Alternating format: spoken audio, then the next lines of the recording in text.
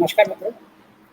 आज हम संत रामकृष्ण महाविद्यालय एवं फा क्रिएशन की संयुक्त तत्वाधान में GST specialist chartered accountant Saurabh Agarwal के संग सौरभ जी हमें आज टिप्स एंड ट्रिक्स माध्यम से तो जीएसटी के बारे में बताएंगे। लॉकडाउन पीरियड में हम लोगों ने तो जीएसटी या किसी चीज़ को मिस किया उसके लिए क्या करना है और कैसे करना है। मेरे साथ पहली स्क्रीन पे हैं सीए सौरभ अग्रवाल जी, दूसरी स्क्रीन पे हमारे साथ डॉक्टर किशोर अग्रवाल, ये संत रामकृष्ण महाविद्यालय में प्रोफेसर हैं हमारे अकाउंट्स डिपार्टमेंट में, और ये चौथी स्क्रीन पे रविकांत चावला जी हैं जो प्रबंधक हैं संत रामकृष्ण महाविद्यालय। रवि जी आपका स्वागत है, किशोर जी आपका स्वागत है, अग्रवाल साहब का बहुत स्वागत है। सबसे पहले मैं अग्रवाल साहब से ही जानना चाहूँगा, ये जो लॉकडाउन का पीरियड रहा ये सभी के लिए बड़ा दुखदायी था और थोड़ा सा डिफिकल्ट था, इसको लेके चार्टर्ड अकाउंटेंट एसोसिएशन किस तरह से देखती है? देखिए, ये तो जीवन का नियम है कि आपदाएं जो हैं वो समय समय पर उस जीवन काल में हर किसी को इफेक्ट करती हैं, लेकिन जो उन आपदाओं को पार करके उनको टैकल करके उनको फेस करके आगे निकल जाए वही मानवता का वो है। तो हमारी जो चार्टर्ड अकाउंटेंट एसोसिएशन है उसमें भी कई परिवर्तन इस जो महामारी फैली है, क्योंकि एकदम से जो लॉकडाउन हुआ या सारी चीज़ें जो हुई वो तत्काल हुई, यानी कि किसी को सोचने समझने का ज़्यादा मौका मिला नहीं। तो हमारे चार्टर्ड अकाउंटेंट में हर एक चार्टर्ड अकाउंटेंट को पूरे एक वर्ष में 90 दिनों के मीटिंग अटेंड करनी होती हैं। तो वो एक प्रावधान हमारे यहाँ शुरू से चला आ रहा है, क्योंकि लॉकडाउन एकदम से हुआ तो जो सारी चीज़ें थी वो ऑनलाइन हुई, जूम के माध्यम से या अन्य प्लेटफॉर्म के माध्यम से हम लोगों ने टेक्नोलॉजी को अडॉप्ट करने का प्रयास किया। तो इस सिचुएशन को टैकल करने के लिए, चाहे वो विद्यालय हो, चाहे वो और कोई सेवाओं के जितने भी सेक्टर है जो लोग सेवाएं देते हैं, तो जितने भी वो सेक्टर हैं वो ज़्यादा से ज़्यादा उन्होंने प्रयास किया कि वो ऑनलाइन पटलों का इस्तेमाल करके और टेक्नोलॉजी का इस्तेमाल करके उस चीज़ को, जो भी वो सेवाएं या जो भी चीज़ें वो कंज्यूमर तक या हम अपने क्लाइंट्स तक पहुंच सकते थे, वो एक प्लेटफॉर्म, आईटी प्लेटफॉर्म के माध्यम से जो है हमने प्रयास किया है। इसी कड़ी में पिछले 3-4 महीनों से लगातार हमारे सीए इंस्टीट्यूट में भी जितने भी जो सेमिनार्स होते थे, अब वो सेमिनार्स की जगह वो कन्वर्ट होके वेबिनार्स में कन्वर्ट हो गए, यानी कि अब हम घर बैठे ही उन सब जो जितनी भी ज्ञानवर्धन की बातें हैं, जितना भी ज्ञानवर्धन है वो ऑनलाइन आईटी प्लेटफॉर्म के माध्यम से अर्जित करने हैं। और इससे अगर देखा जाए तो पॉजिटिव चीज़ ये निकल के आती है कि हम लोग एक मीटिंग करते थे किसी 5 स्टार होटल में, तो उसका खर्चा ही लाखों में आता था, लेकिन अब वही घर बैठे अपने कन्वीनियंस के हिसाब से अगर हम उन सभी चीज़ों को उसका पार्टिसिपेशन करते हैं, ज्ञानवर्धन तो वही है, चाहे हम वहाँ 5 स्टार होटलों में बैठ के करें या घर पे बैठ के करें, ज्ञानवर्धन उतना ही होता है। तो कोई भी महामारी, कोई भी समस्या आती है, कोई चुनौती आती है जीवन में, तो उसको टैकल करने का वो कहते हैं कि कोई समस्या ही आविष्कार की जननी होती है। तो नए नए आविष्कार, नई नई चीजें, नए नए माध्यम डेवलप हो रहे हैं, और उन्हीं माध्यमों से हमारा सीए इंस्टीट्यूट भी प्रयास कर रहा है कि घर बैठे टेक्नोलॉजी को ज्यादा से ज्यादा कैसे उपयोग करते हुए इस महामारी को और जो हमारी सेवाएं हैं सुचारू रूप से चलती रहे। सही बात है अग्रवाल साहब, समय का साथ सभी का परिवर्तन बहुत जरूरी होता है। यदि सभी समय के साथ परिवर्तित होती हैं तो आगे बढ़ेंगे, डेफिनेटली तो पीछे बढ़ेंगे। और ये जो महामारी है ये केवल एक सीमित स्थान पर न रहकर पूरी वर्ल्ड वाइड है, सब जगह है। तो अभी कुछ लोगों के मन में सवाल, जैसे मेरे मन में पहला सवाल आया है, अब लॉकडाउन पीरियड्स में सभी के व्यापार बिजनेस पे इफेक्ट पड़ा है। सरकार ने कई योजनाएं दी हैं, लेकिन उस योजना का पूरा लाभ पब्लिक तक नहीं पहुँचा है। ऐसे में जीएसटी जो अभी कई लोगों के लिए नई थी या जिन्होंने नई व्यवसाय शुरू करे, उन लोगों को कैसे इसको देखना चाहिए और क्या उसके लिए प्राइमरी चीज क्या है? देखिए, मैं अपनी जो जवाब है उसको एक उदाहरण के साथ आपको समझाने का प्रयास करूंगा। देखिए, जब जापान में अटैक हुआ था, अमेरिका ने अटैक किया था, तो जापान तहस नहस हो गया था। और जब वो तहस नहस हो गया था तो किसी ने नहीं सोचा था कि वो दोबारा अपने पैरों पे खड़ा होकर विकासशील नहीं विकसित देशों की सूची में शामिल हो जाएगा, और इतनी जल्दी शामिल हो जाएगा। तो कोई भी अगर परिस्थिति, विपरीत परिस्थिति आती है, तो उसमें व्यापार में भी नए नए एवेन्यूज निकल के आते हैं। आपने ये बात सही करी कि जो पुराने व्यापार चले आ रहे हैं, जैसे आगरा में जूते का व्यापार होता है, अब मेरे कई क्लाइंट्स हैं, उनके फोन आया कि सौरभ जी आप ये बताइए कि मास्क पे जीएसटी की रेट क्या है। तो मैंने उनसे सवाल पूछा, मैंने कहा मास्क कैसे, आप तो जूते का निर्माण करते हैं, जूते की फैक्ट्री चलाते हैं, 2000 से ज्यादा एम्प्लॉइज आपके यहाँ काम करते हैं। तो वो बोले जो लेबर है हमने किसी को छुट्टी नहीं दी, जितनी लेबर है वो जस की तरह से, हालांकि वो उनकी जो सैलरीज है वो हमने 25-30% कर दी हैं। तो हमें एक वैकल्पिक क्या है, अभी हमारे पास इतने ऑर्डर नहीं है, तो हम मास्क, क्योंकि मास्क बनाने में भी कपड़ा और उसके ऊपर से जो सिलाई है या इलास्टिक है, उन सब चीजों से वो बनता है। तो अगर कोई विपरीत स्थिति है तो कारोबार की दृष्टि से कोई ना कोई वैकल्पिक वस्तुएं या वैकल्पिक जो रास्ते हैं वो हमें खोजने चाहिए। दूसरा जो प्रश्न है, आपने कहा कि जो सरकार ने हमें दिया है, जो पैकेज की आपने बात करी, तो मैं आपको बता दूं, मोदी जी का अगर आपने भाषण सुना हो पहले लॉकडाउन में ही, तो उन्होंने स्पष्ट किया था कि अब भारत में हमारा जो दृष्टिकोण है वो बदलना होगा। बदलना इस लिहाज से होगा कि आत्मनिर्भर हमें बनना होगा। और जो आत्मनिर्भर की बात है वो उसका बड़े गहरे मायने हैं। गहरे मायने इन द सेंस कि आज भारत में ज्यादातर आयात होता है, यानी कि भारतवर्ष से बाहर ज्यादातर चीजें हमें इंपोर्ट करनी पड़ती हैं, चाहे वो मशीनरी हो, चाहे वो जूते के लिए इस्तेमाल होने वाला कच्चा माल हो। तो हम लोगों को कहीं ना कहीं इस तरीके से प्रयास करने होंगे कि सारा जो वो कच्चा माल है या जो मशीनें हैं, जो मैन्युफैक्चरिंग है, वो सारी चीजें, हमारी जो निर्भरता है वो आयात पे कम से कम हो। और हमारा प्रयास ये रहे कि जो रॉ मटेरियल है वो अगर हिंदुस्तान में ही उसका निर्माण हो तो वो ज्यादा बेहतर रहेगा।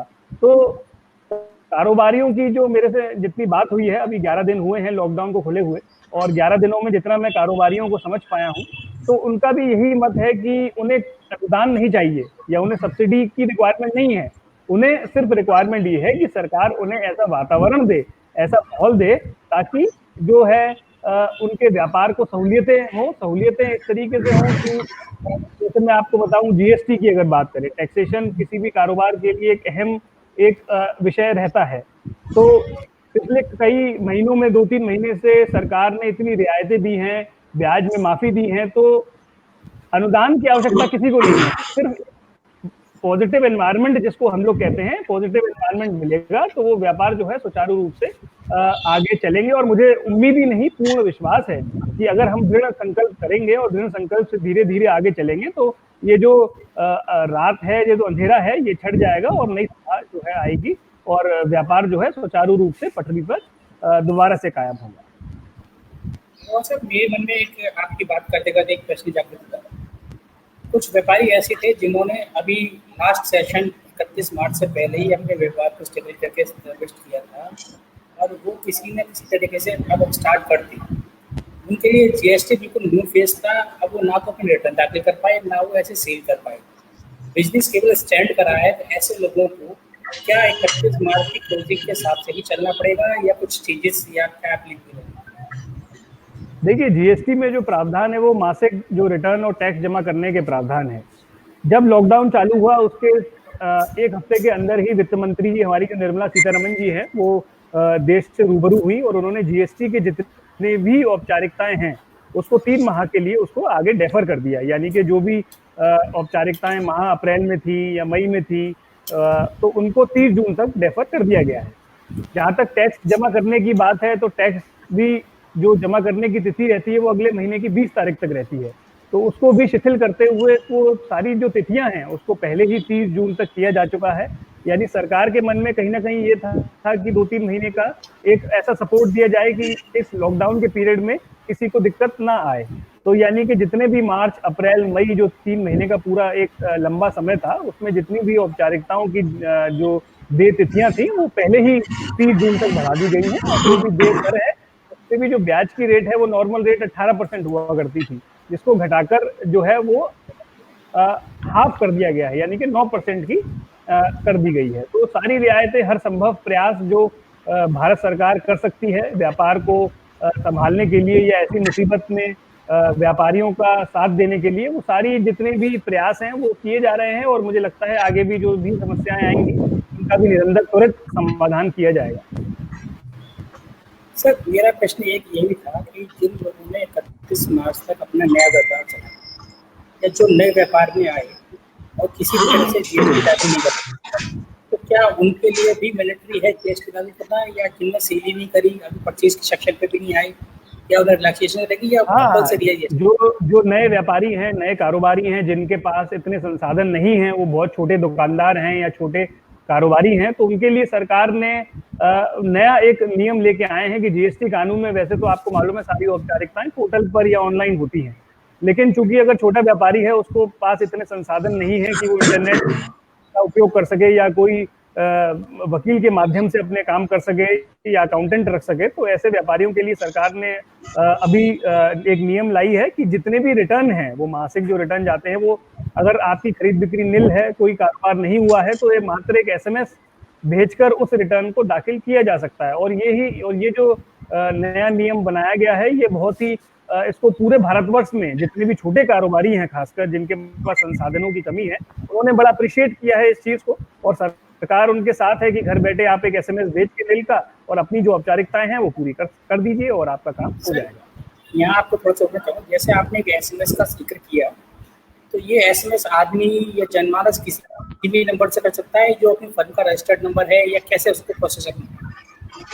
जब जीएसटी में पंजीयन लिया जाता है तो वहां पे एक नंबर पंजीकृत करना होता है और उसमें ओटीपी के माध्यम से वो जीएसटी नंबर से लिंक हो जाता है। जैसे कि आपको मालूम होगा, जैसे आधार में एक मोबाइल नंबर दर्ज रहता है, उसी प्रकार से जीएसटी के नंबर में भी एक मोबाइल नंबर जो ऑथराइज्ड सिग्नेटरी है उस व्यापार का, उसका दर्ज रहता है, और केवल उसी नंबर से अगर एसएमएस किया जाएगा तो वो जो रिटर्न है वो नील का फाइल हो जाएगा।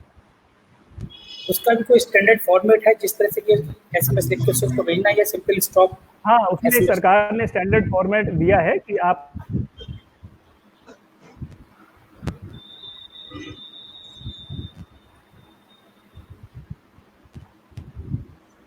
लगता है कहीं कम्युनिकेशन की प्रॉब्लम है, नेटवर्क इशू है। ये तो कांति में बिल्कुल अच्छी बात कहूँगा, सरकार ने ये छोटे दर्जे के लोगों के एक चीज और भी है, जैसे जो भी ब्याज तो खैर माफ नहीं करी गई है, जो लोन की किस्तें थी उसे बढ़ाया गया है 3 महीने के लिए या 6 महीने के लिए। उसमें कोई सिविल खराब तो नहीं होगी किसी की? बड़ा प्रश्न है कि कहीं हमारी वैल्यू खराब ना हो, ये भी सोचने वाला विषय है एक व्यापारी के लिए। अग्रवाल साहब, रवि जी का एक प्रश्न था, अभी जैसे गवर्नमेंट ने कहा कि आप 3 महीने के लिए अपनी ब्याज की किस्तों को एक्सटेंड कर सकते हैं। यदि कोई व्यापारी अपनी किस्तों को एक्सटेंड करता है तो क्या ऐसी दशा में उसकी सिविल खराब होगी या सिविल पर कोई इफेक्ट नहीं पड़ेगा? देखिए, मोरेटोरियम पीरियड एक होता है, तकनीकी शब्द है, मैं आपको थोड़ा सा संक्षेप में उसको बता दूं। मोरेटोरियम पीरियड का मतलब ये होता है कि सरकार जो है उतने पीरियड की आपकी ईएमआई को डेफर कर देती है। डेफर का मतलब है कि आपको, अगर आप ईएमआई नहीं भी देंगे तो उसमें कोई आपको बाध्य नहीं किया जाएगा और ना ही कोई आपका उस पर सिबिल पे प्रतिकूल इफेक्ट पड़ेगा। यानी कि अगस्त तक अगर आप अपना कोई व्यापारी अगर मोरेटोरियम ले लेता है या अपनी ईएमआई को आगे शिफ्ट करा देता है, तो जो भी इस पीरियड की ब्याज है वो आगे की ईएमआई में जोड़ दी जाएगी और जो भार है उसको चुकाने का, उससे वो कारोबारी मुक्त हो जाएगा। अभी आप सर एक स्टैंडर्ड फॉर्मेट बता रहे थे, जिस फॉर्मेट के थ्रू एसएमएस करना है, वो क्या फॉर्मेट है? वो फॉर्मेट है, आप अपना जीएसटी नंबर लिखिए और जीएसटी नंबर के आगे उसमें आप स्पेस करके 3B लिखिए और उस माह, जैसे माह अप्रैल का करना है तो 04 करके आप उसको, एक निर्धारित नंबर है और उस नंबर पे आप उस एसएमएस को भेज देंगे तो आपका स्वतः ही जो रिटर्न है वो नील का फाइल हो जाएगा। यदि आप 12 महीने का दाखिल करते हैं, जनरली यदि किसी ने मई 2019 में बिजनेस स्टार्ट किया और उसने 11 महीने तक कोई व्यापार का आदान प्रदान नहीं किया और माना कि उसने दाखिल भी नहीं किया था, तो संभव है वो 31 मार्च को दाखिल करना कंपलसरी होगा उसका, तो उसको ये स्टेप 11 बार चलाना पड़ेगा आपको। तो ये हाँ, हर जो जीएसटी कानून में प्रावधान है वो रिटर्न आपको मासिक जमा करना होता है, तो महीने में एक मैसेज आपको करना पड़ेगा ताकि सरकार को भी ये बात मालूम पड़ जाए कि आपकी जो खरीद बिक्री है, जो व्यापार है या सरकार का जो राजस्व है, वो उस महीने का उस जीएसटी नंबर से नहीं मिलने वाला है। डॉक्टर किशोर जी, आप कुछ पूछना चाहेंगे? आप वाणिज्य विभाग से जुड़े हुए हैं। हाँ सर, हमारे सर सीए साहब का नमस्कार और बहुत बहुत शुक्रिया सर की राय जानने के लिए मिल रही है आज हमको। सर मेरे एक क्वेश्चन है, दो क्वेश्चन एक्चुअली, एक नहीं 2 क्वेश्चन हैं।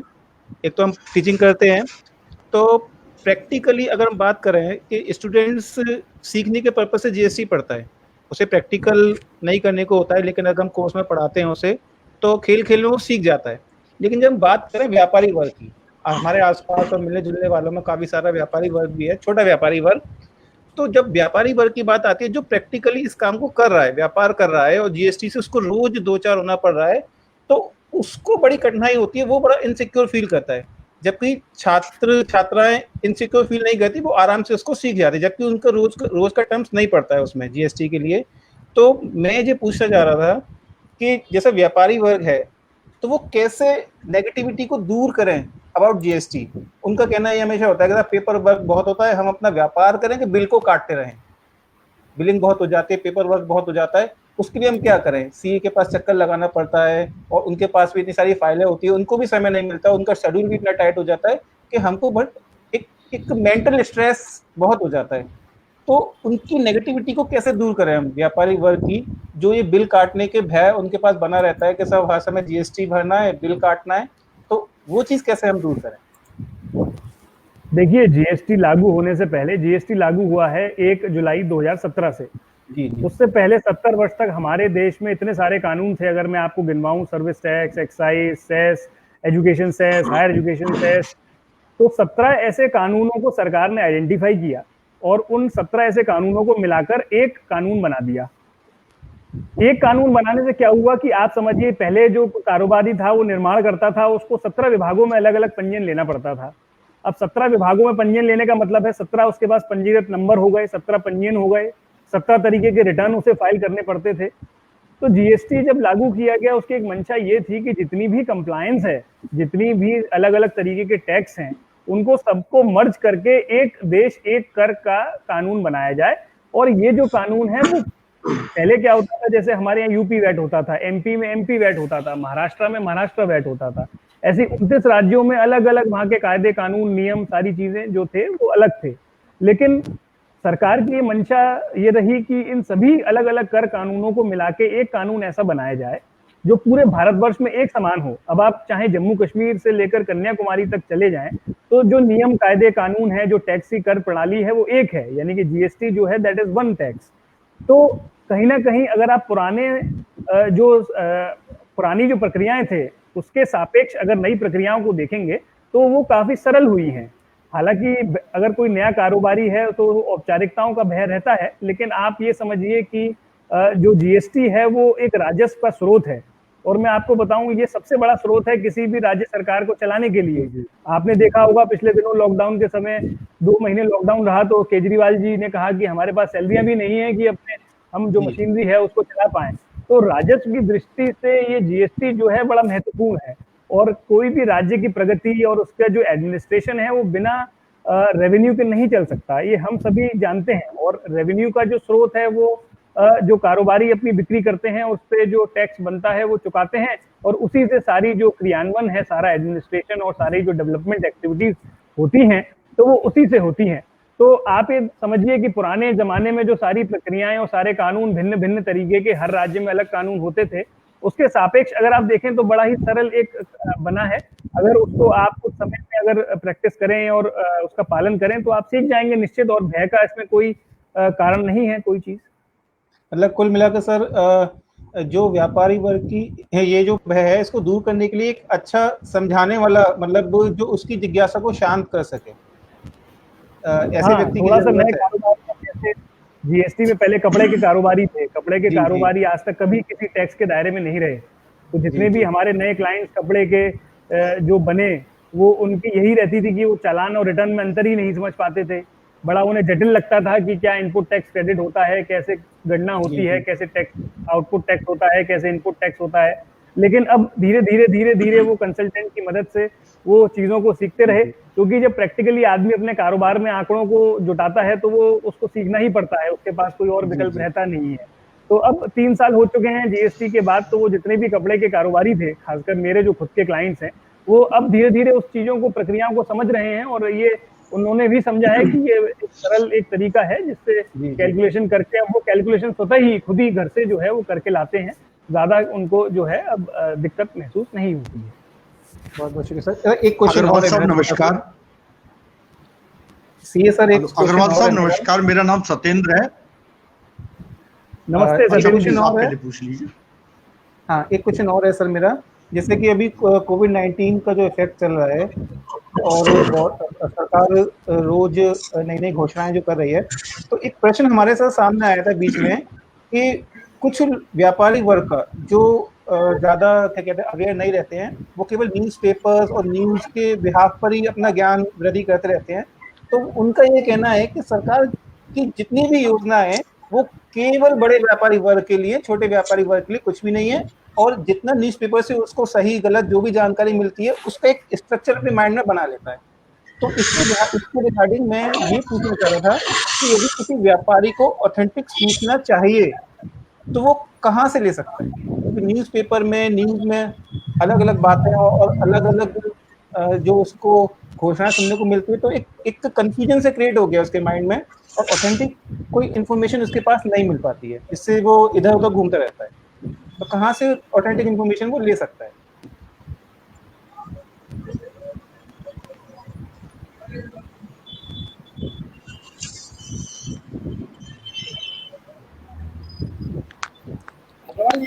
आपको आवाज आ रही है? हेलो हेलो सौरभ जी, आवाज आ रही है आपको?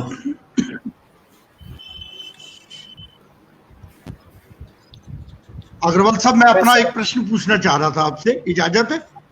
एक मिनट में अग्रवाल जी, आप आवाज आ रही है आपको? कुछ कनेक्टिविटी प्रॉब्लम है। कुछ कनेक्टिविटी प्रॉब्लम है जिसकी वजह से सौरभ जी अभी दोबारा जुड़ जाएंगे अभी थोड़ी देर में, तो उसके बाद फिर उनसे सवाल को पूछ पाएंगे उसके बाद। मैं डॉक्टर किशोर अग्रवाल जी से एक बात जानना चाह रहा था। जी सर। तो सर, जैसे कि आपने अभी अग्रवाल साहब से प्रश्न किया, जो बच्चे अभी एजुकेशन लाइन में हैं जी जी, और वो बच्चे अगर जीएसटी के बारे में जानना चाहते हैं, तो क्या हमारे एजुकेशन सिस्टम में जीएसटी को लेकर कुछ प्रावधान या कुछ कॉलम्स दिए गए हैं जिससे बच्चों को सीख पाएं? नहीं, अभी जीएसटी का इनिशियल है। अगर हम आगरा यूनिवर्सिटी की बात करें तो आगरा यूनिवर्सिटी ने कोई भी जीएसटी के रिगार्डिंग सिलेबस में अभी कुछ मेंशन नहीं किया सर, और अभी कुछ टॉपिक केवल पढ़ने के लिए एज सिलेबस नहीं उन्होंने मेंशन किया है, लेकिन जो पब्लिशर्स हैं, बुक पब्लिश करने वाले हैं, उन्होंने एक छोटा छोटा चैप्टर 5-5, 6-6 पेज का चैप्टर डाला है जिससे कि स्टूडेंट्स उसको यूज टू हो जाए। अभी यूनिवर्सिटी के सिलेबस में जीएसटी नहीं लाए हैं, यहाँ तक कि पीजी लेवल पर भी जो सिलेबस चल रहा है और 12 साल पुराना सिलेबस है जिसमें वैट जो अब नहीं रहा है, वैट के बारे में ही पढ़ाया जा रहा है। अगर हम अकाउंट्स एंड लॉ ग्रुप की बात करें तो उसमें कॉर्पोरेट अकाउंटिंग है और कॉर्पोरेट लीगल फ्रेमवर्क जो पेपर है उसमें भी वैट चल रहा है, उसमें भी जीएसटी नहीं लेके आए हैं ये अभी। लेकिन जब हम जैसे जीएसटी की बात करते हैं और सेमिनार वगैरह भी हमने कराए हैं तो स्टूडेंट्स में इंटरेस्ट लेते हैं और बड़ा क्वेश्चन भी पुटअप करते हैं, नए नए क्वेश्चन उनके सामने आते हैं। तो लगता है कि अगर सिलेबस में इसको इंक्लूड किया जाए तो स्टूडेंट उसको सीखेंगे, जिससे कि बाद में प्रोफेशनली यदि वो जाएंगे तो उनके लिए आसान रहेगा जीएसटी में अपना करियर बनाने के लिए। आपका प्रश्न बहुत अच्छा था जो आपने कहा। इसी प्रश्न को यदि मैं एज ए यूजर आपसे पूछूं कि गवर्नमेंट ने नॉर्म्स और चीज़ें तो निकाल दी, लेकिन एज ए स्टूडेंट अगर बच्चा कुछ सीखना चाहे तो कॉलेज स्तर पर उसके लिए क्या प्रोविजन है? कॉलेज स्तर पर सर एक्चुअली हम अभी तक जो कराते चले आए हैं, सेमिनार और वर्कशॉप हम कराते हैं। उसके बाद स्टूडेंट्स को जो हम डे बाय डे हमारी क्लास भी होती है, और आगे हमने ये सोचा है कि जितने भी हमारे जानकारी में सीए हैं और कंपनी सेक्रेटरीज हैं, उनसे हम डिस्कस करते रहते हैं रेगुलर कि स्टूडेंट्स को और क्या दिया जाना चाहिए और किस तरीके से उनके अवेयरनेस को हम बढ़ा सकते हैं। सत्यन जी, आपका प्रश्न यदि डॉक्टर किशोर अग्रवाल जी से रिलेटिव हो तो अभी डॉक्टर साहब हमारे संग हैं, आप ये सब पूछ सकते हैं। हाँ नमस्कार सर, मैं थोड़ा सा ये जानना चाह रहा था, 1993 में रजिस्टर्ड दुकानदारों में ट्रांसपोर्ट नगर में A1 ऑटोस में, और तब से हमारी जो शॉप का एड्रेस था वो 278 सेक्टर नंबर 1 था। फिर वो वैट में भी ठीक रहा और जीएसटी में भी ठीक रहा, लेकिन अभी मैंने जीएसटी का उसका कुछ पेपर्स निकलवाने की कोशिश की तो उसमें 27B आ रहा है। तो क्या ऑनलाइन हम इस एड्रेस को चेंज कर सकते हैं? एक प्रश्न तो ये है हमारा, और दूसरा प्रश्न ये है हमारा कि जो एमएसएमई के अंदर रजिस्ट्रेशन है, क्योंकि इन्होंने सर्विस सेक्टर को भी अभी उसमें अलाउड कर दिया है, क्योंकि पहले केवल मैन्युफैक्चरिंग को ही उसमें अलाउड करते थे, अभी इन्होंने सर्विस सेक्टर को भी अलाउड कर दिया है, तो वो क्या बेनिफिट वाला ऑप्शन है हम लोगों के लिए? प्लीज थोड़ा सा प्रकाश डालें। जी 1 मिनट आपका दूंगा मैं। अग्रवाल साहब, मैं थोड़ा सा जी, ये सीए सौरभ अग्रवाल जी हमारे संग आ गए हैं, शायद वो डिस्कनेक्ट हो गए थे इसलिए आपके प्रश्न को नहीं सुन पाए। एक बार अपने प्रश्न को दोबारा से पूछ लीजिए प्लीज। हाँ, अग्रवाल साहब नमस्कार। मेरी दुकान ट्रांसपोर्ट नगर में A1 ऑटोज के नाम से है हमारी। हाँ सर, हमारा जो एड्रेस है वो शॉप नंबर 278 सेक्टर नंबर 1 है, और उसके बाद वैट आया, उसमें भी एड्रेस यही था। जीएसटी के अंदर भी पेपर वाइज जो हमारे पास डॉक्यूमेंटेशन हुआ वो 278 से था, लेकिन अभी मैंने उसका शॉप का जीएसटी का रजिस्ट्रेशन निकलवाया है तो उसमें 27B आ रहा है 278 की जगह।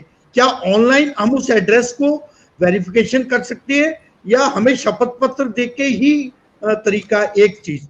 दूसरी चीज, अभी हम ट्रांसपोर्ट नगर में स्पेयर पार्ट का काम करते थे, तो अभी हम एमएसएमई के अंदर सर्विस सेक्टर के अंदर भी काम करते हैं। क्या उसका रजिस्ट्रेशन हमारे लिए बेनिफिटेड है और उसका रजिस्ट्रेशन किस प्रकार होता है? प्लीज इस पर प्रकाश बताएं सर।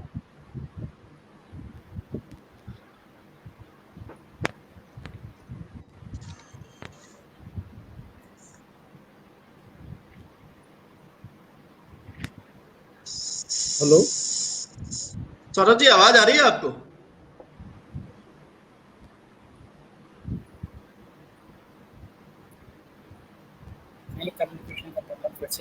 हेलो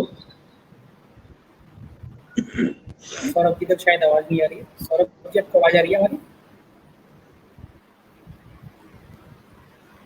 अग्रवाल साहब, मैं प्रश्न दोबारा पूछूं क्या? नहीं, जहां तक मैं समझ पाया आपका प्रश्न एड्रेस के संशोधन को लेकर है। हाँ सर, क्या वो ऑनलाइन हम उसको कर सकते हैं? जीएसटी पोर्टल पे अलाउड है सर? हाँ, देखिए जीएसटी में 2 तरीके के संशोधन अलाउड हैं। एक तो हम बोलते हैं नॉन कोर संशोधन, जिसमें आपका मोबाइल नंबर, ईमेल आईडी, ये सब चीजें आप अगर संशोधन करना चाहें तो कर सकते हैं, और उसमें कोई भी अधिकारी की अनुमति की आवश्यकता नहीं होती है। और दूसरा तरीके का संशोधन होता है कोर कैटेगरी का। कोर कैटेगरी में क्या होता है कि जैसे आपने पते की बात कही कि आपके पते में कुछ गड़बड़ी है और उसको संशोधन कराना आप चाहते हैं, तो ऐसे में आपको कोर में जाके संशोधन एक लगाना होगा, और संशोधन लगाने के बाद वो जो आपका उचित अधिकारी है उसको संज्ञान में लेगा, और अगर वो उसको लगता है जो संशोधन आपने किया है वो सही है तो उसको वो एक्सेप्ट करके और आपका जो पंजीयन प्रपत्र है वो संशोधित हो जाएगा। उसमें कोई ऐसी समस्या की कोई बात नहीं है। सर, दूसरा प्रश्न जो था वो एमएसएमई के रजिस्ट्रेशन से तात्पर्य था कि अभी हम लोग पहले उसमें मैन्युफैक्चरिंग यूनिट को अलाउड करते थे, अभी उन्होंने सर्विस सेक्टर को भी अलाउड कर दिया है। क्या हम गाड़ियों की जो रिपेयर करते हैं तो वो एमएसएमई के अंदर रजिस्ट्रेशन के दायरे में आता है सर? बिल्कुल, आप एमएसएमई में रजिस्ट्रेशन करा लीजिए। पहले क्या होता था कि एमएसएमई में पंजीयन कराने के कोई खास बेनिफिट नहीं मिलते थे, तो इसलिए कारोबारी उसको भी ज्यादा इतना महत्व एमएसएमई के पंजीयन का नहीं होता था।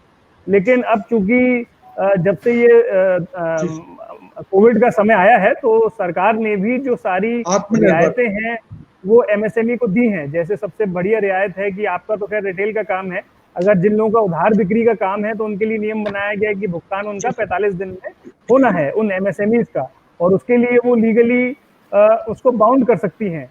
तो ऐसी कई रियायतें हैं जो एमएसएमई को मिलनी है। तो अगर आपने अभी तक पंजीयन नहीं कराया है तो मेरी एडवाइस रहेगी कि आप तुरंत जो है एक एमएसएमई में ऑनलाइन रजिस्ट्रेशन होता है, 1 टाइम फीस जाती है, तो उसको तुरंत करा लीजिए और सभी योजनाओं का जो लाभ है वो आपको मिलेगा। Thank you sir. तो उसके अंदर क्या पोर्टल के एमएसएमई में रजिस्ट्रेशन होने के बाद हमारा काम का दायरा भी बढ़ेगा सर? उसमें पॉसिबिलिटी बढ़ती है सर? काम का दायरा तो ऐसा नहीं बढ़ता है, लेकिन जो आपको कई सहूलियतें हैं, सरकार जो आपको सहूलियतें देना चाहती है वो तभी आपको देगी जब आप एक एमएसएमई रजिस्टर्ड, जैसे फॉर एग्जांपल अगर आप बैंक में लोन के लिए जाएं तो बैंक सबसे पहले देखेगी कि आप एमएसएमई के तहत पंजीकृत हैं या नहीं है। इसी प्रकार से यदि आप मान लीजिए भुगतान आपका कहीं अटका है तो सबसे पहले देखा जाएगा कि आप एमएसएमई की जो मंत्रालय है, एमएसएमई मंत्रालय जो है उसके तहत अगर आप पंजीकृत होंगे तो वो लाभ आपको मिलेंगे।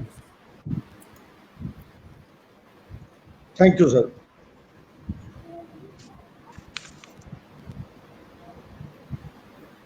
आप विद्यालय चला रहे हैं, विद्यालय से रिलेटेड कई सारे छोटे बड़े इश्यूज आते रहते हैं, क्या आप कभी ऐसे इश्यूज को फील करते हैं जिसके कारण आप परेशानी में आए हों और जीएसटी या सरकार की तरफ से आपको मदद ना मिली हो?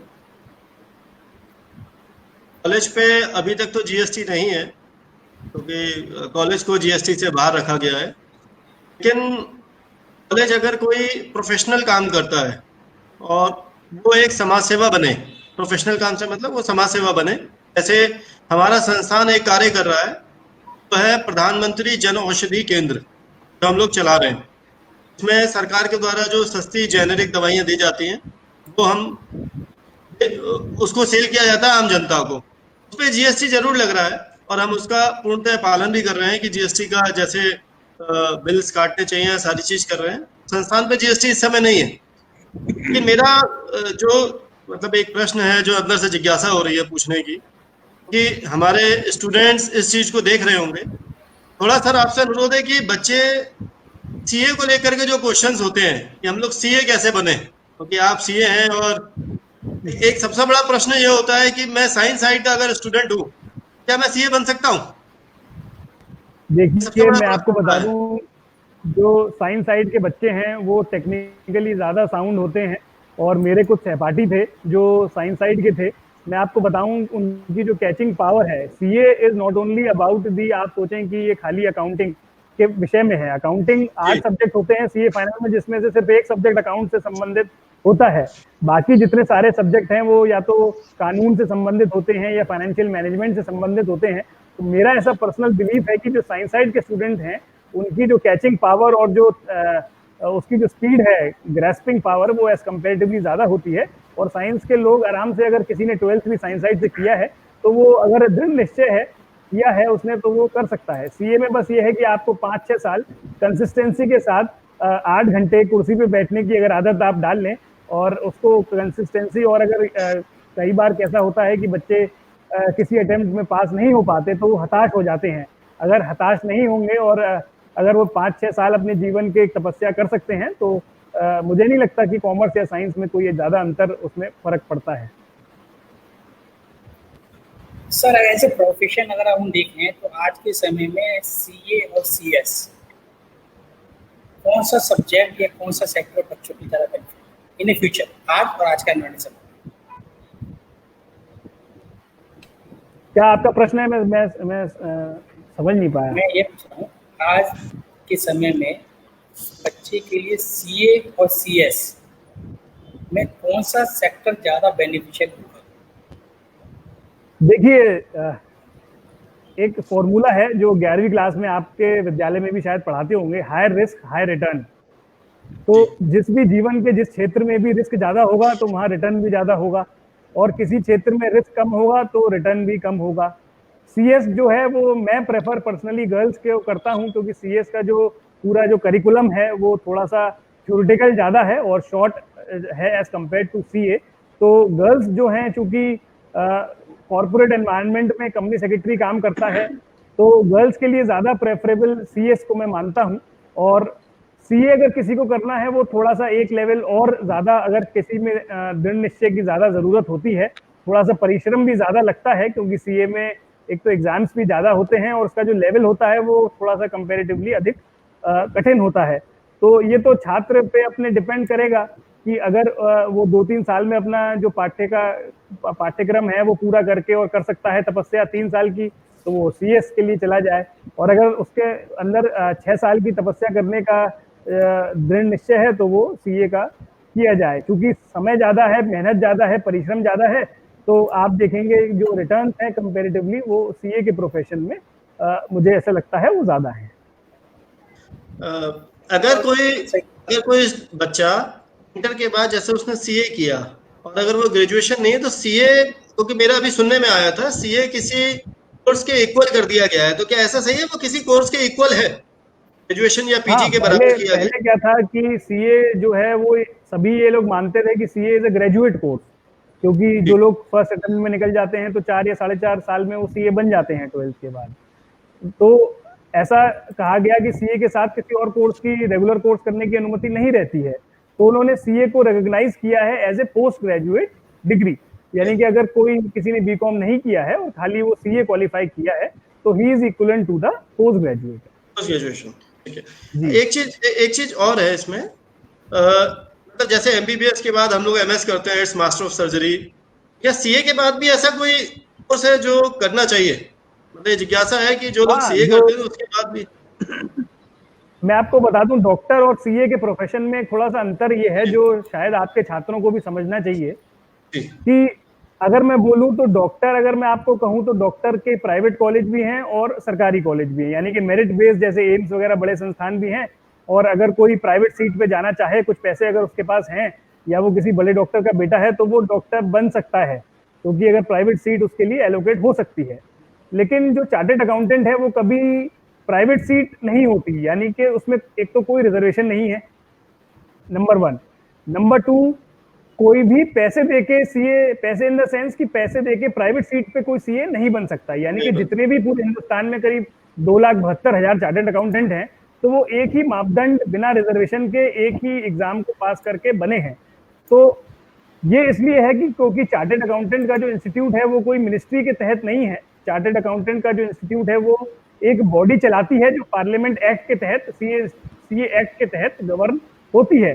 तो उस लिहाज से आपको कोई भी ऐसा नहीं लगेगा कि जैसे हम लोग देखते हैं कि वो किसी बैकवर्ड क्लास का है तो वो डॉक्टर तो बन सकता है, लेकिन वो एक चार्टर्ड अकाउंटेंट के लिए उसे वही एग्जाम और उतने ही नंबर से क्वालिफाई करना पड़ेगा, तभी वो एक उस श्रेणी में आ पाएगा। सर एक क्वेश्चन मेरा है, ये हमारे सामने आता रहता है स्टूडेंट, जैसे हम अभी एडमिशन जब भी होते हैं तो कुछ स्टूडेंट्स ऐसी होती हैं जो सीए के साथ साथ तो बीकॉम भी करना चाह रही होती हैं, और जब दोनों चीज़ें एक साथ लेकर चलती हैं तो क्लास में अटेंडेंस उनकी कम रह जाती है, और जब रिजल्ट आता है बीकॉम का तो रिजल्ट में वो डाउन रह जाती है। तो मैं ये जानना चाह रहा था, तो हमें क्या उन स्टूडेंट्स को एडवाइस करना चाहिए कि आपको सीए के साथ में बीकॉम करना चाहिए या नहीं करना चाहिए? बीकॉम मेरे ख्याल से पार्ट टाइम कोर्स में भी कई ऐसे इंस्टीट्यूट हैं जो पार्ट टाइम जो कोर्सेज हैं उसके तहत भी बीकॉम का पाठ्यक्रम चलाते हैं।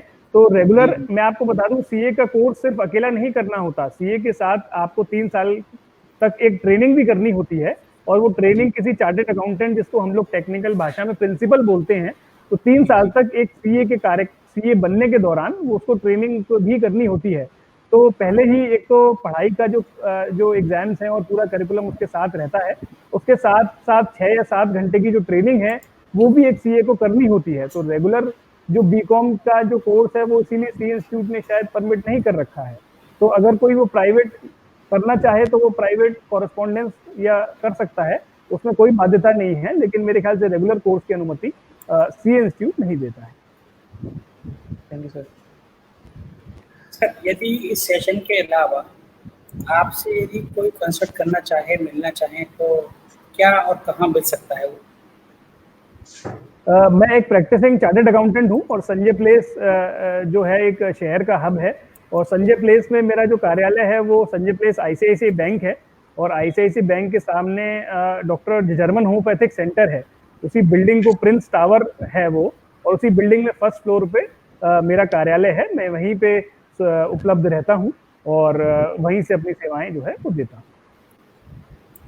सर चलते चलते बस आपसे एक बात और जानना चाहूँगा, जैसा कि हमारे सेक्शन का नाम है ट्रिक्स एंड टिप्स, तो जीएसटी को रिलेटेड कुछ ऐसी बातें जो बेसिक हैं, जरूरत से ज़्यादा हैं, लोग को जाननी चाहिए, सीखनी चाहिए, तो टिप्स भी हों जिनका वो ध्यान रखें, कुछ बताना चाहिए? देखिए, वैसे तो कानून में कोई ट्रिक्स जो शब्द है वो नेगेटिव माना जाता है। कोई टिप्स एंड ट्रिक्स अगर कोई ज़्यादा कारोबारी करता है तो वो उसको विभाग तो थोड़ा नेगेटिव सेंस में लेता है, लेकिन मैं जनरल प्रावधान है जीएसटी में पंजीयन के वो आपसे शेयर कर देता हूँ। देखिए, जीएसटी कानून में नियम ये है कि कोई भी अगर व्यापारी है तो उसका जो टर्नओवर है वो अगर 40 लाख तक प्रांतीय टर्नओवर है, प्रांतीय मतलब वो उसकी जो खरीद और बिक्री है वो यूपी के अंदर ही करता है, तो अगर उसका वार्षिक टर्नओवर 40 लाख रुपए तक है तो उसे जीएसटी नंबर की आवश्यकता नहीं है। अगर कोई सेवाएं देता है तो सेवाओं के लिए जो लिमिट है वो 20 लाख रखी गई है। इसके साथ ही एक नियम ये है, अगर कोई सेंट्रल सेल करना चाहता है, सेंट्रल सेल मतलब मान लीजिए मैं कारोबारी हूँ आगरा में जूते का और मैं बेचना चाहता हूँ दिल्ली यानी कि प्रांत के बाहर, अगर मैं कोई बिक्री करूंगा तो मेरे पे ये 20 लाख या 40 लाख की लिमिट एप्लीकेबल नहीं होती है। अगर मुझको एक भी व्यवहार या एक भी ट्रांजैक्शन करना है सेल का, तो मेरे लिए जीएसटी नंबर जो है वो अनिवार्य है। तो ये इसे हम बोलते हैं बेसिक एग्जेम्पशन लिमिट। तो ये कुछ नियम हैं जो हम सभी को ध्यान में रखने होंगे, जितने भी कारोबारी हैं, खासकर कि अगर हमारा टर्नओवर प्रांतीय 40 लाख और अगर केंद्रीय करेंगे तो उसके लिए कोई समय सीमा वो मॉनिटरी लिमिट नहीं है। सेंट्रल अगर सेल करनी है तो हमें जीएसटी एक नंबर लेना होगा और अपना काम करना होगा। अग्रवाल साहब, मैं थोड़ा सा एक चीज जानना चाहता हूँ। जैसे कुछ चार्टर्ड अकाउंटेंट होते हैं, उनका स्पेशलाइजेशन जूते की लाइन में हो जाता है, कुछ का इंश्योरेंस लाइन में हो जाता है, कुछ का कोल्ड स्टोरेज लाइन में हो जाता है। क्या ऐसा उसके ज्यादा काम होने का बेनिफिट मिलता है या आदमी स्पेशलाइज ही हो जाता है वो सीए उसमें? देखिए, कोई भी आप जब प्रोफेशन करते हैं तो प्रोफेशन करते समय क्या होता है कि आपको हर तरीके का जो जॉब है वो शुरू में तो सामने आता है। जब मेरे कार्यकाल के पहले साल थे, जब मैं सीए बना था, तो हर तरीके का काम मेरे पास आता था। लेकिन क्या होता है कि जीवन में आप भी कारोबारी हैं, आपका भी कोई ऐसा प्रोडक्ट या ऐसा कोई लाइन होगी जो आपको प्रिय होगी और उसमें आपको ज़्यादा जिसे कहते हैं प्रोग्रेस उसमें ज़्यादा होगी। तो ऐसे ही शुरू के 5 साल सीए को खोजने में लगते हैं कि कौन सी ऐसी लाइन है या कौन सा ऐसा जो रास्ता है उसके लिए बेनिफिशियल और उसके इंटरेस्ट का है। जैसे कुछ सीए हैं, कोई आयकर विशेषज्ञ बन जाता है, कोई हमारी तरह जीएसटी का विशेषज्ञ बन जाता है, कोई फाइनेंस में निकल जाता है, कोई कोल्ड स्टोरेज की लाइन में चला जाता है। तो वो तो अपने अपने इंटरेस्ट और जैसा कि काम आता है उस तरीके से एक रास्ता बन जाता है और उसी पे फिर आगे जो है स्पेशलाइजेशन बनता चला जाता है। सर एक क्वेश्चन मेरा है। अग्रवाल सर, एक क्वेश्चन मेरा है। जी सर। बैंक्स जो अभी एमएसएमई की लोन्स की ईएमआई अभी जो नहीं ले रही हैं, तो क्या इंटरेस्ट रेट बढ़ जाएगा आगे और टैक्स कैसे इम्पोज होगा इन पे? टैक्स किस चीज पे सर? ये जो हम टैक्स रिटर्न इसका भरेंगे, एमएसएमई जो अभी इंटरेस्ट जो लोन की ईएमआई अभी नहीं ले रही हैं, तो आगे क्या इन पे इंटरेस्ट रेट बढ़ जाएगी हमारी? देखिए, ब्याजें तो जो हैं वो चाहे एफडीआर हो उस पर भी गिरी हैं और जो लोन दिए जा रहे हैं उस पर भी 2% सबवेंशन है। सबवेंशन का मतलब ये होता है कि जो उसका जो भार है ब्याज का वो सरकार उसको वहन करेगी। तो वैसे ही जो ब्याज दरें हैं वो न्यूनतम इस समय मेरे ख्याल से 9-9.5% की ब्याज दर है, जिसमें से 2% जो है वो सरकार उसका भार जो है वो वहन करेगी। तो ऐसे में कारोबारियों के लिए जो भी दरें हैं वो मेरे हिसाब से न्यूनतम है, इससे कम दरें कभी आज तक कभी नहीं रही है। जी, थैंक यू सर। सर, इसमें इन्होंने एक आत्मनिर्भर लोन करके निकाला है, लेकिन उसमें इन्होंने ब्याज का रेशो अभी खोला नहीं है, उसको ओपन नहीं किया है गवर्नमेंट ने। Is it final? सर, जो स्कीम है वो अभी उन्होंने अनाउंस करी है और जो निर्मला सीतारमन जी हैं वो रोज आजकल मीटिंग्स ले रही हैं कि उनको क्रियान्वयन उनका धरातल पे कैसे उनको लाया जाए। अभी ताजा आंकड़ा आज का ही मैं आपको बताऊं, 24,000 करोड़ उन्होंने कहा है कि इतने जो लोन है 24,000 करोड़ के वो ऑलरेडी दिए जा चुके हैं पूरे भारतवर्ष में। तो ये एक बहुत बड़ा आंकड़ा उस लिहाज से है और अनेक स्कीम्स इसके तहत जो है वो बनाई जा रही हैं और जैसे जैसे वो धरातल पे आएंगी सारी जो ब्याज दरें हैं वो डिस्क्लोज की जाएंगी। सर, एक क्वेश्चन मेरा है। अभी तक अग्रवाल साहब, एक चीज की जान सतन जी आप पूछिए सर।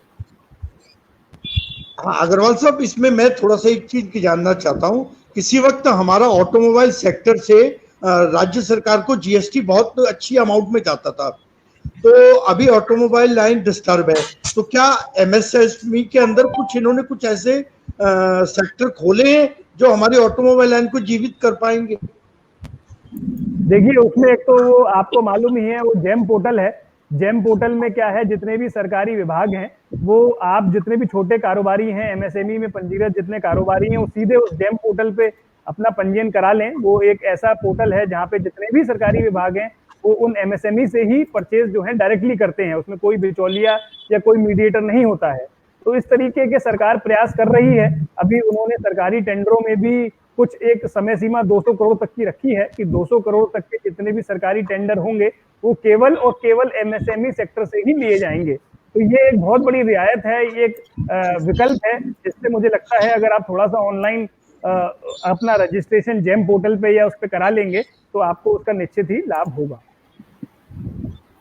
सर मेरा एक प्रश्न था, थैंक यू। अभी तक जो हमने चर्चा की वो व्यापारी वर्ग को लेकर की। अब कुछ आप ऐसी चीज बताइए जो स्टूडेंट्स लेवल पे हो और सर्विस क्लास लेवल पे इफेक्ट करेगी जीएसटी, खासकर इस लॉकडाउन के पीरियड को लेकर। सर अपना प्रश्न रिपीट करेंगे सर? अभी तक जो हमने चर्चा की वो व्यापारी वर्ग को थी। इस लॉकडाउन पीरियड को लेके स्टूडेंट्स एवं सर्विस क्लास के लेकर यदि गवर्नमेंट ने कुछ स्कीम्स निकाली हैं या कुछ फायदे नुकसान उनको हैं या उनको कुछ सावधानी बरतनी है, उसके लिए बारे में कुछ बताइए। अब जो सर्विस सेक्टर है उसका पाला तो जीएसटी से वैसे नहीं पड़ता है। जो सर्विस सेक्टर के लोग हैं, सैलरीड क्लास हैं, उनका जो पाला है वो आयकर कानून से पड़ता है। तो आयकर कानून में कुछ ऐसा विशेष रियायत अभी तक तो मिली नहीं है। केवल जो समय सीमा है रिटर्न फाइल करने की, उन्हीं को आगे बढ़ाया है। और मुझे ऐसा लगता है वही ऐसा वर्ग है जो कहीं पूरा ईमानदारी से अपना जो कर है वो भारत सरकार को चुकाता है। और इस जो समय पिछले 3 महीने निकले हैं उससे कारोबारी जो हैं उन पे ज्यादा इफेक्ट पड़ा है। जो लोग सर्विस सेक्टर में हैं, जो सैलरीज हैं, उनकी हालांकि सैलरी डिले हुई हैं, लेकिन मुझे ऐसा लगता है कि जो इफेक्ट है वो सैलरी क्लास पे कम पड़ा है, क्योंकि जो सरकारी सेवाएं, जो सरकारी एम्प्लॉयज हैं, उनको तो 1 तारीख को उनकी सैलरी उनके खाते में क्रेडिट हो ही गई होगी। जो प्राइवेट सेक्टर है वो भी कहीं ना कहीं थोड़ा विलंब से देगा, लेकिन सैलरियां तो दे ही देगा। तो मुझे ऐसा लगता है कि उनका योगदान तो रहना ही चाहिए। जो आयकर पहले जितना कर वो देते थे उतना ही कर इस बार भी देंगे, इस वर्ष में भी देंगे। रवि जी, किशोर जी, आपको यदि कोई प्रश्न प्रवाल साहब से पूछना हो। सर एक प्रश्न और आ रहा था, जैसे कि अभी सरकार ने सारी सेविंग एफडीज पर, फिक्स डिपॉजिट्स पर रेट्स घटा दी, 5.5 और 5.25 के 5 तक आसपास ले आई। तो सेविंग अकाउंट की जो इंटरेस्ट रेट है और एफडीज की जो इंटरेस्ट रेट है उसमें ज़्यादा डिफरेंस नहीं रह गया है। तो क्या ऐसी कंडीशन में एफडीज कराना बेनिफिशियरी रहेगा कि सेविंग में पैसा पड़ा रहने में? मुझे लगता है आपने आज का अखबार जो है वो बड़ा गहन तरीके से उसका अध्ययन कर लिया है, और अखबार में इस विषय पे आज काफी लंबा एक आर्टिकल छपा हुआ है, और उसमें यही उन्होंने डिस्कस किया है कि जो एफडीआर की ब्याज दरें हैं वो लगभग सेविंग खाते के बराबर हो गई हैं। और अब ऐसे कौन लोग हैं जो अपना पैसा एफडीआर में रखना चाहेंगे जबकि उनकी जो ब्याज दरें हैं वो सेविंग बैंक के बराबर हो गई हैं। तो मैं आपको बता दूं, फिक्स डिपॉजिट जो है, एफडीआर जिसे हम बोलते हैं, वो सबसे एक सुरक्षित जो है वो एक विकल्प में से है। और जो वृद्धावस्था में है, यानी कि जिनकी आयु 60 साल से ऊपर होती है, उनके लिए तो ये एक ऐसी चीज है जो कभी मैं कहूँगा वो डूब नहीं सकती। अगर आप नगद की बात करें, किसी कारोबारी से बात करें, उसका जो जितना भी पैसा उसकी बैलेंस शीट में उधार मार्केट में है, अगर आप एक नॉर्मल कारोबारी की बैलेंस शीट देखें तो किसी का 50 लाख, किसी का 1 करोड़ मार्केट में उधारी रहता है। तो उधारी की जो रिस्क है वापस आने का, वो ऐसा भी हो सकता है कि वो पैसा अब ऐसे जो महामारियां होती हैं ऐसे समय में वो पैसा सारा उसका बैड डेट में चला जाए, यानी कि बट्टे खाते चला जाए। लेकिन एफडीआर क्योंकि आरबीआई से बैकअप होती है, तो आपको ये समझ लीजिए अगर आपकी 1 लाख की एफडी है तो साल के 6,000 रुपए तो आपको मिल ही जाएंगे। लेकिन आपकी उधारी अगर मार्केट में 10,000 की भी है तो आपको ये निश्चित नहीं है कि वो पैसे वापस आएंगे या नहीं आएंगे। सतेंद्र जी कारोबारी बैठे हुए हैं हमारे साथ, वो इस बात की पुष्टि करेंगे कि जो भी पैसा मार्केट में लगा होता है तो उसमें कितना बड़ा रिस्क एक इन्वॉल्व रहता है कि वो पैसा आएगा या नहीं आएगा। तो सर जैसे भारतीय मध्यम वर्ग जो है, जो हमेशा से जिसकी फेवरेबल चीज़ रही है एफडी में पैसा लगाना, तो इसका मतलब जो पुरानी पद्धति चली आ रही है कि शेयर में इन्वेस्ट ना करके जल्दी पैसा डबल ना करने की होड़ करके सिर्फ फिक्स उसमें एफडीज में हम रख रहे हैं, वो सही है? पुराना समय देखिए, जो लोग यंग जनरेशन है, जैसे जिसी ने अभी कमाना चालू किया है, तो वो तो थोड़ा रिस्क ले सकता है क्योंकि अभी जीवन में उसको आगे और काम करने हैं और सब चीजें हैं। तो ऐसे लोग तो म्यूचुअल फंड हुए, शेयर्स में, इसमें इन्वेस्ट कर सकते हैं। लेकिन जो सीनियर सिटीजन हैं जिनकी आयु आप समझिए 60 साल या उससे ऊपर निकल जाती है, तो उनको लिए ज्यादा शेयर्स में इन्वेस्ट करना हम सलाह नहीं देते उस चीज की। उनके लिए विकल्प यही है कि वो एफडीआर में करें, और एफडीआर में 1 लाख रुपए पे साल के 5, 5.5, 6,000 रुपए मिलते हैं, उससे संतुष्ट रहें, कहीं पैसा उनका डूबेगा नहीं, कोई चिंता नहीं है।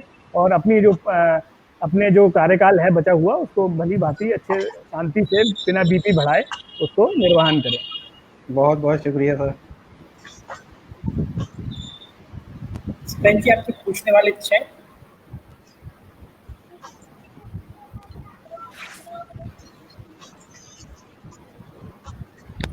टेस्ट बेंजी को बात नहीं आई। रवि जी, आपको कुछ प्रश्न पूछना हो या फिर इसके समाधान के लिए आगे चले? नहीं सर, क्वेश्चन नहीं है। तो मैं चाहूँगा एक बार आप सौरभ सर का धन्यवाद देते हैं और मैं यहाँ पे आए हुए सभी गेस्टों को धन्यवाद अपने आपको के साथ हमने परिचय किया। मैं आज के लिए बता दूं कि आज हम संत रामकृष्ण ग्रुप ऑफ इंस्टीट्यूशन फा क्रिएशन की तरफ से जो ई समर कैंप चल रहा है उसके एक पार्ट के तौर पे यहाँ बैठे हैं। सभी छात्रों के लिए लगभग इसमें 500 छात्र जुड़े हुए हैं, 500 छात्र छात्राएं जुड़े हुए हैं इस ई समर कैंप में। हर तरीके का वर्ग है, एक डॉक्टर्स वर्ग अलग चल रहा है, योगा का अलग चल रहा है, ई क्रिएशन अलग चल रहा है, इंसेंटिव्स का अलग चल रहा है। उस हर वर्ग में स्टूडेंट है सबके लिए लाइव क्लासेस भी चलाई जा रही हैं फेसबुक और यूट्यूब के माध्यम से कि बच्चे अपने प्रश्न पूछें, अपनी जिज्ञासाओं को शांत करें। आज सीए सौरभ अग्रवाल जी हमारे मध्य उपस्थित हुए हैं। आगरा के जाने माने सीए संजय प्लेस में आपका ऑफिस है। आपने जो यहाँ समय दिया है मैं उसके लिए आपका कोटि कोटि धन्यवाद देता हूँ। आपने इतना महत्वपूर्ण समय हमारे छात्रों के लिए और हमारे लिए निकाला। समय मैं सच कहूँ सीए सबसे ज्यादा व्यस्त व्यक्ति मानता हूँ, क्योंकि जब लॉकडाउन हुआ था तब भी सीए बहुत व्यस्त थे और आज भी सीए बहुत व्यस्त हैं, क्योंकि व्यापार बंद नहीं होगा, रिटर्न्स बंद नहीं होंगी। सीए हमेशा घर से भी काम करेगा और वो हमेशा व्यस्त रहेगा, क्योंकि एक बहुत बड़ी जिसे मैं बोलूँ टैक्सेस को लेकर के एक बहुत बड़ा देश को लेकर के बहुत बड़ा आपने जो योगदान दिया है तो एक सीए दे सकता है। एक डॉक्टर्स और एक कोरोना वॉरियर्स के रूप में मैं सीए को भी मानूंगा। तो इसके लिए मैं बहुत आपको धन्यवाद दूंगा। डॉक्टर किशोर अग्रवाल जी को धन्यवाद दूंगा कि वो हमारे मध्य उपस्थित रहे। सत्येन जी मेरे बड़े भाई हैं, वो भी यहाँ उपस्थित रहे और उन्होंने आपसे प्रश्न किया और आपके सारे उत्तर उनको मिले। बहुत बहुत धन्यवाद इस सभा के लिए, अमित जी का भी और सभी। धन्यवाद रवि जी, आपसे भी धन्यवाद। सौरभ जी को भी धन्यवाद।